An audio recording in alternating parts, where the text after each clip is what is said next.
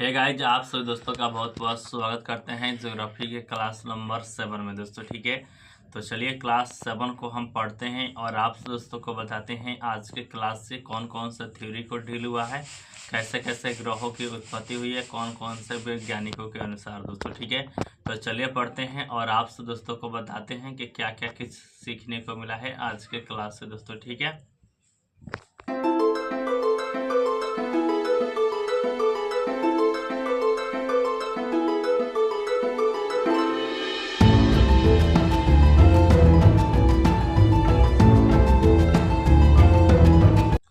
जैसे कि आप सभी दोस्तों को मैंने बताया था कि हम क्लास कर रहे थे ज्योग्राफी का क्लास नंबर 7।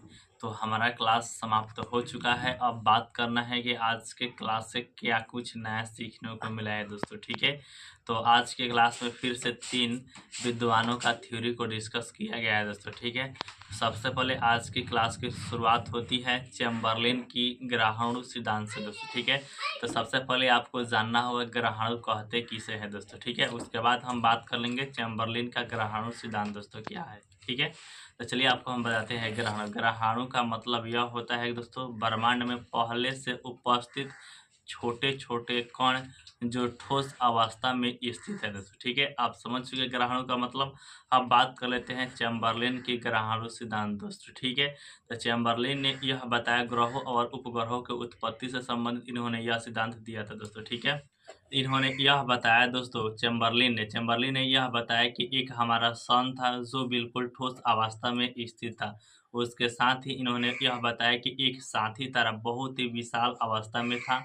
जी हाँ दोस्तों, जो गति कर रहा था दोस्तों। ठीक है, गति करते करते जो विशाल तारा था वह हमारे सूर्य के निकट आ पहुंचा दोस्तों। ठीक है, जैसे सूर्य के निकट आ पहुंचा उस विशाल तारे के बाद उसका गुरुत्वाकर्षण बल था, जिसके चलते गुरुत्वाकर्षण बल के चलते इन्होंने सूर्य से ग्रहाणुओं को खींचना शुरू कर दिया दोस्तों। ठीक है, जैसे जैसे खींचना शुरू कर दिया उसके बाद जो साथी तारा था आगे गति करता चला गया, जिसके चलते ग्रहाणु जो सूर्य से निकले हुए पदार्थ थे वो भी इनके साथ साथी तारे के साथ जाने लगे दोस्तों। ठीक है, लेकिन साथी तारा अत्यधिक दूर जा चुका था, लेकिन सूर्य के गुरुत्वाकर्षण बल के चलते इन्होंने जो ग्रहाणु सूर्य से बाहर निकले थे वो सूर्य के ही चारों तरफ चक्कर लगाने लगे दोस्तों। ठीक है, चक्कर लगाने लगे, चक्कर लगाते लगाते जब वो बाहर आ चुके थे दोस्तों, संघनन की क्रिया हुई।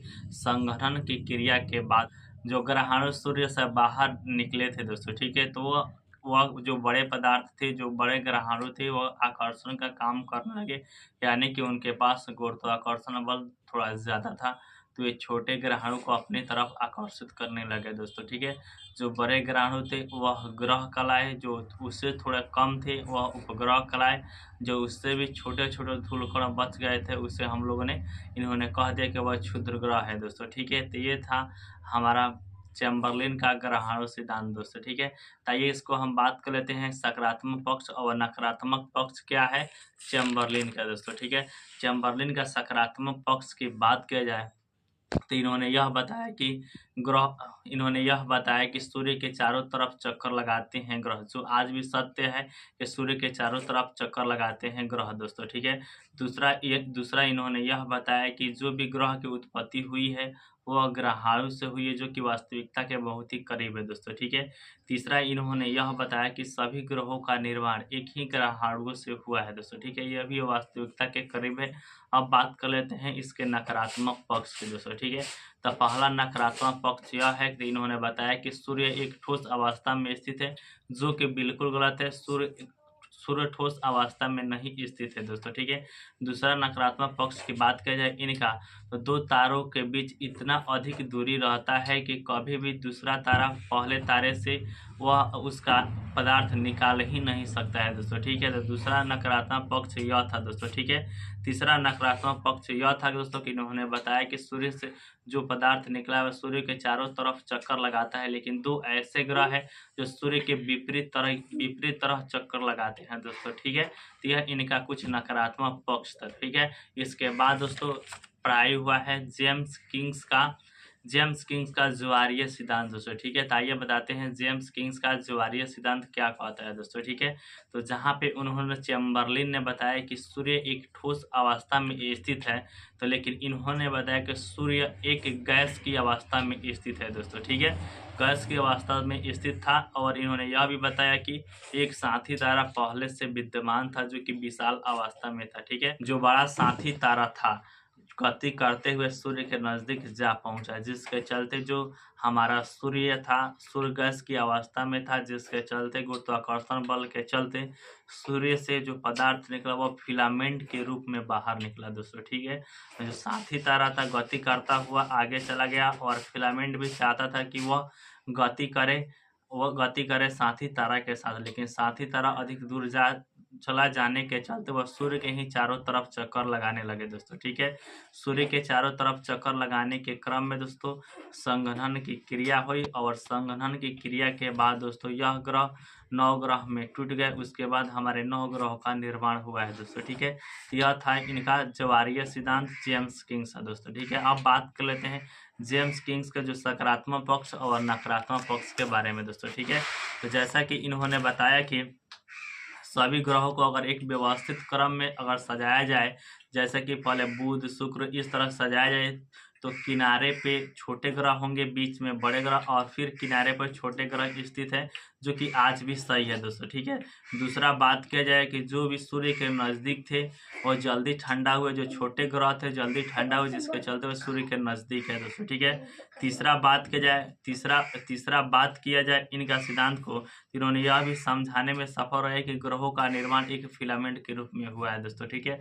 अब बात कर लेते हैं कि इनके नकारात्मक पक्ष की। तो नकारात्मक पक्ष की बात की जाए तो इन्होंने यह बताया कि एक साथी तारा था और ये सूर्य था दोस्तों, ठीक है। और इन्होंने बताया कि गुरुत्वाकर्षण बल के चलते ग्रहों का निर्माण हुआ है, जो कि बिल्कुल गलत है दोस्तों, ठीक है। दो तारे के बीच इतना अधिक दूरी रहता है कि कभी पदार्थ बाहर निकल ही नहीं सकता है दोस्तों, ठीक है।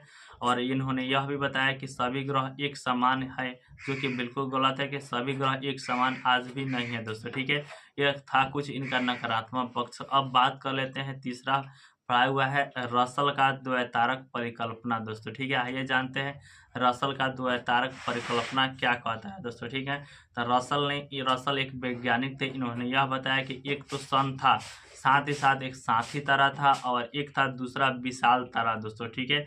विशाल तारा सूर्य से अत्यधिक दूर था दोस्तों, ठीक है। जब सूर्य से विशाल अत्यधिक दूर था विशाल तारा, तब विशाल तारा गति करता हुआ साथी तारे के करीब से गुजरा दोस्तों। जो एक विशाल तारा था और एक साथी तारा था, तो विशाल तारा गति करता हुआ साथी तारे के करीब जा पहुंचा और साथी तारे के करीब जब पहुंचा तो गुरुत्वाकर्षण बल के चलते साथी तारा से बाहर पदार्थ निकला दोस्तों, ठीक है।